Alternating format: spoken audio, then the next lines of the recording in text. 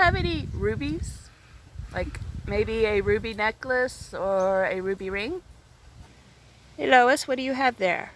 This is your wedding ring. It's my wedding ring, and what is it? It's a ruby. It's a ruby. Rubies are very hard stones. They're red, usually. They can be pink. They're shiny. They're very shiny, aren't they? Very sparkly. Why do you think rubies are so valuable? Because they're shiny. Because they're shiny? Most things that are valuable are shiny. Really? Yeah. Most things are?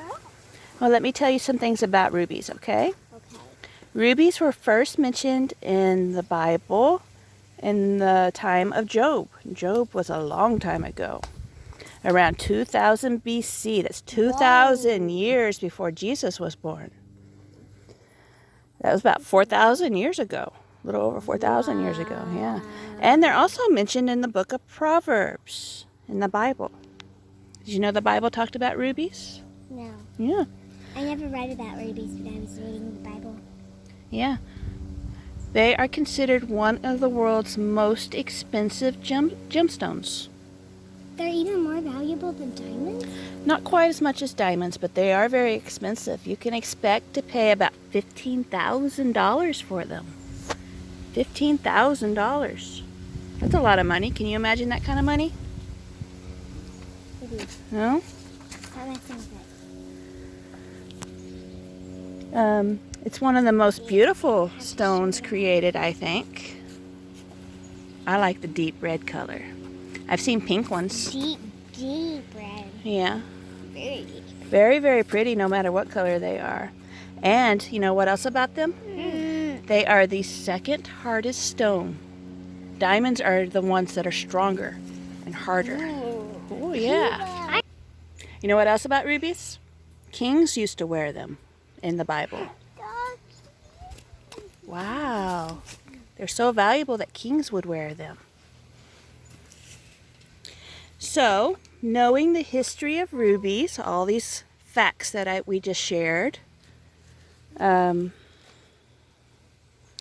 this can help understand why they were used in comparison to wisdom. Sometimes the red rubies look pink. They do look pink sometimes. Yeah. We're going to talk about what the Bible says about wisdom and rubies, okay? Did you know that the Bible compares rubies to wisdom?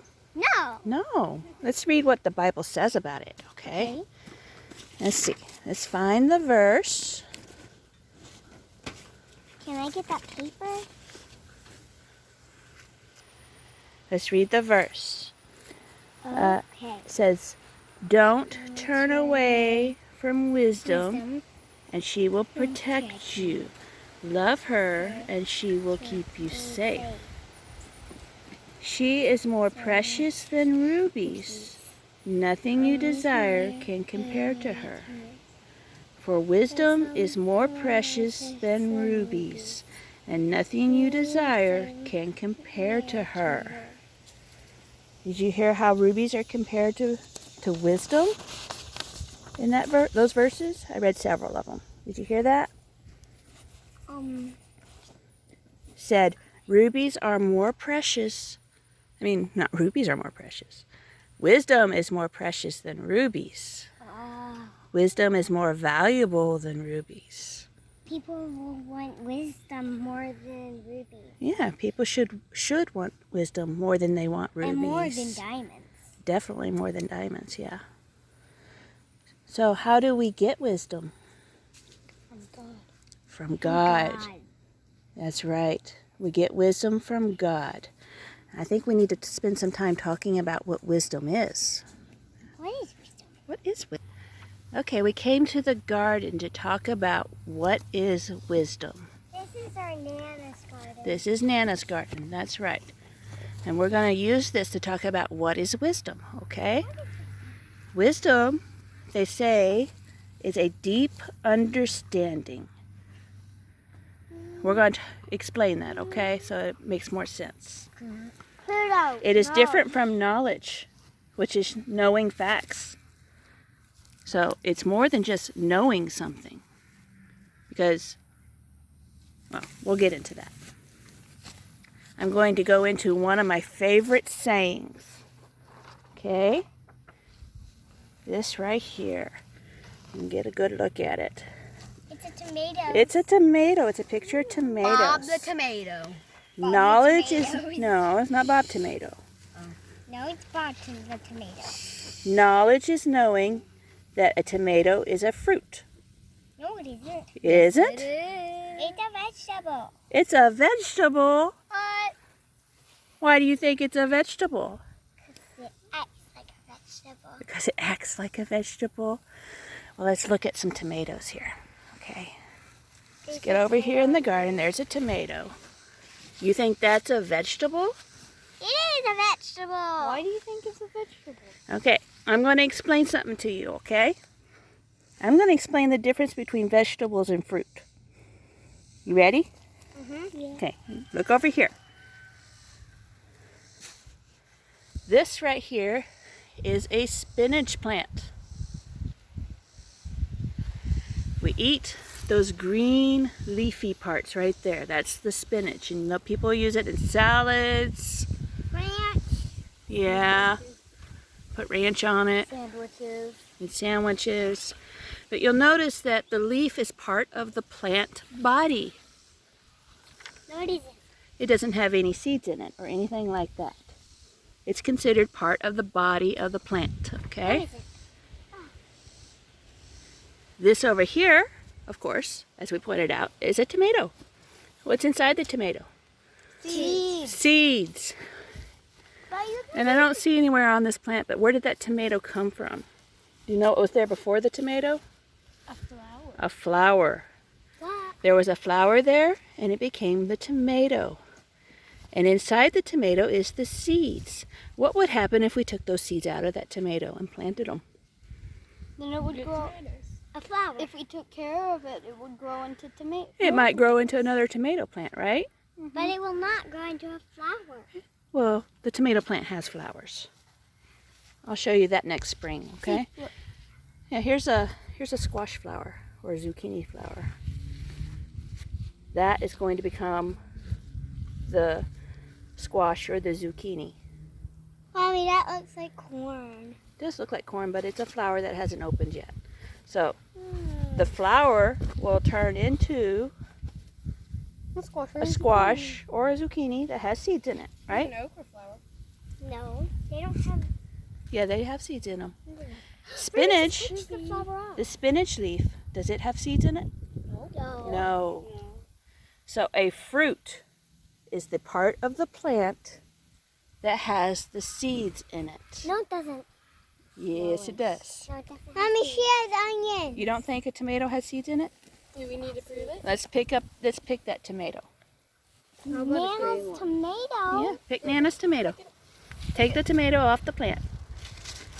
Bring it over here. We're robbing Nana. Bring it over here. Sit down. We're robbing Nana. Open the tomato. Open it up. Open it up. messy. Here. It's going to squirt at you. It's going to be messy. You want me to do it? Open the tomato. Open the tomato. I want There you go. Oh, what's in there? Let's look. Oh my. There are seeds in there. Let's just splash the tomato. No. Maybe.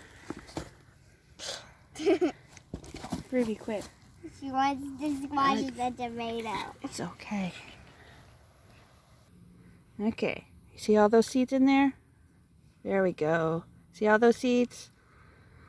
The fruit is part of the plant that has the seeds inside. No. So technically, according to science, a tomato is a fruit. According No, to I didn't. That is knowledge. according to science and God.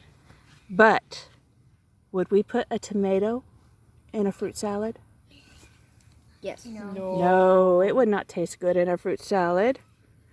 Would it? But it's a fruit. It is a fruit. but it wouldn't taste good in a fruit salad. Because That is the difference between knowledge and wisdom. We can know it's a fruit, but wisdom tells us that would not taste good at all. So we don't do it. Tomatoes Okay? still taste Here, good. you can have that. it's your tomato now. Yeah, it's your tomato now. Do whatever you want. Okay? Whatever you want with it. So, It's your tomato. Lois, knowledge is the beginning of wisdom. You can have knowledge without having wisdom. I don't understand. Seriously? You'll understand as you get older. That's part of growing. Okay? So when I'm 7, I'll know. You'll probably know more when you're 7, yes. Okay. Okay.